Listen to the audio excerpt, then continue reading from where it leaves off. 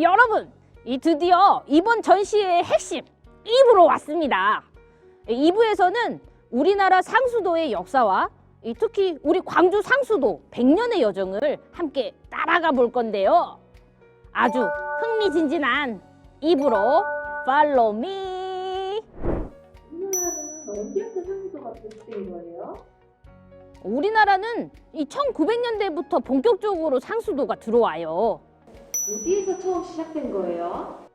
아주 좋은 질문이에요. 인천이나 부산 등지의 계양장을 중심으로 상수도가 들어오는데요. 뭔가 눈치채셨나요? 맞아요. 계양장의 외국인들이 우리나라의 물 사용 습관에 큰 불편함을 느꼈고 또 배가 드나들기 위해서도 물이 필요했기 때문에 적극적인 상수도 공사가 진행될 수 있었던 것이죠. 1902년 부산을 시작으로 상수도가 들어오고요. 1910년에는 서울, 인천 등지에도 상수도가 들어오기 시작한답니다. 우물물을 쓰다 사람들이 깜짝 놀랐을 것 같아요. 물 길러다 쓰다가 수도꼭지를 찌면 물이 나오니 얼마나 신세계였겠어요. 맞아요.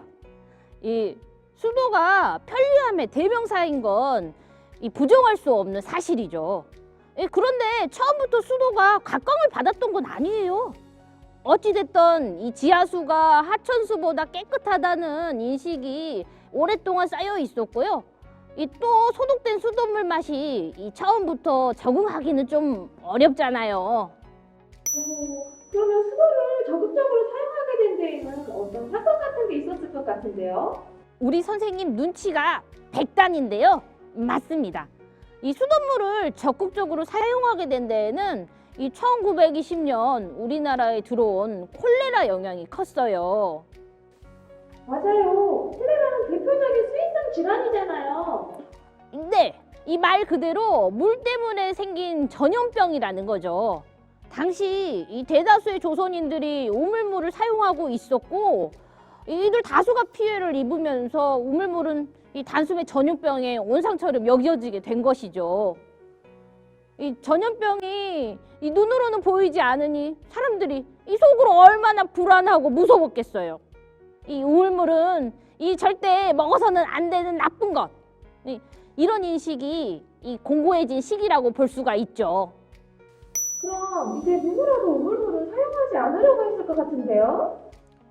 하지만 우물물을 안 먹고 싶다고 해서 수돗물을 사용할 수 있는 것은 아니었어요. 수돗물의 혜택은 대부분 일본인들에게 돌아갔거든요. 그리고 1920년대 중반부터는 수도 계량제라는 게 시행되면서 이전에는 남의 수돗물이라도 좀 얻어 먹을 수 있었는데 이것마저 어려워지게 된 거죠. 당시 사람들이 정말 생활하기가 이만저만 어려운 게 아니었겠어요. 그렇죠. 우물물 사용이 나쁘다는 인식은 우물물을 더욱 오염시키게 만들었고요.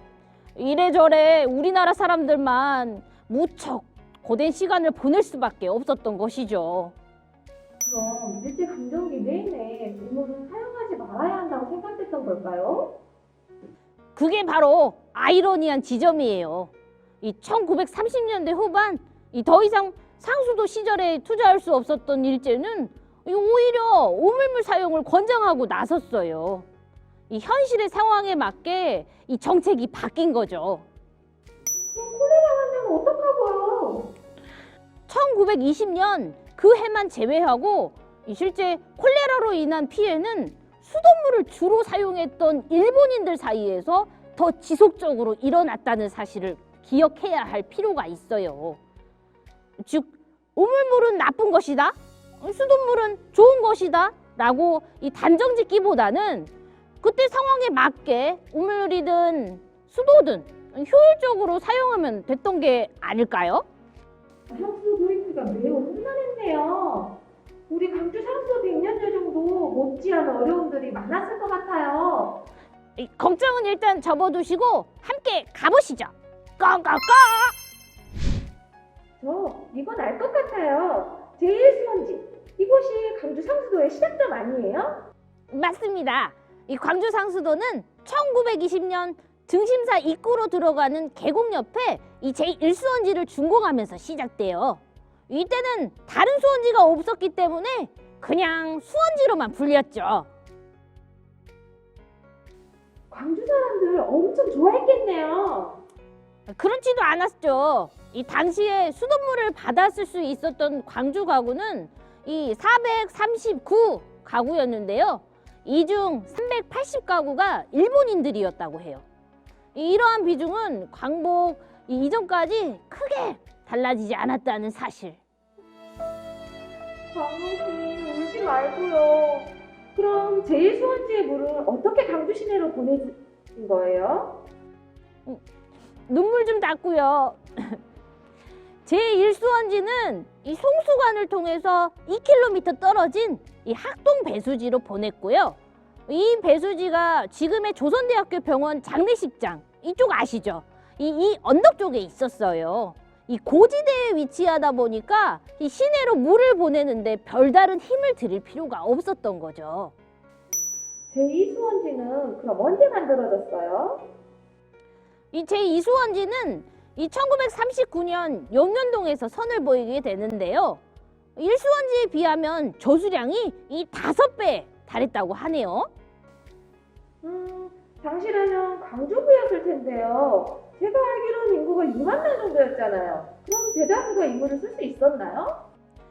이 물을 쓸 수 있었던 사람은 이 10,000명 정도밖에 안 됐어요. 이 급수 비율로 따지면 이 크게 나아지지는 않은 상황이었던 거죠. 이 대다수 광주 사람들은 이 수원지를 유원지로 생각하고 물 구경을 나왔을 뿐이지 실제 수돗물로 만져보지는 못했어요.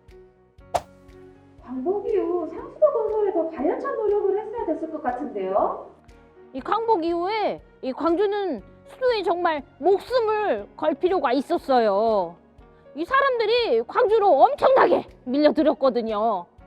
이 도시로의 준비가 되지도 않은 상황에서 이 도시로의 확장이 본격적으로 진행이 되고 있었던 셈이죠. 맞아요. 50년대 말려 광주 인구가 30만 명, 60년대 말려면 50만 명을 넘어서잖아요. 예, 그래서 1957년에는 현재 북구 독림동 자리에 제3수원지를 건설하게 되는데요. 이 하루에 8,000톤의 물을 생산했다고 해요. 제3수원지는 수원도 위치도 뭔가 좀 다른 것 같아요. 그렇게 생각할 수가 있어요.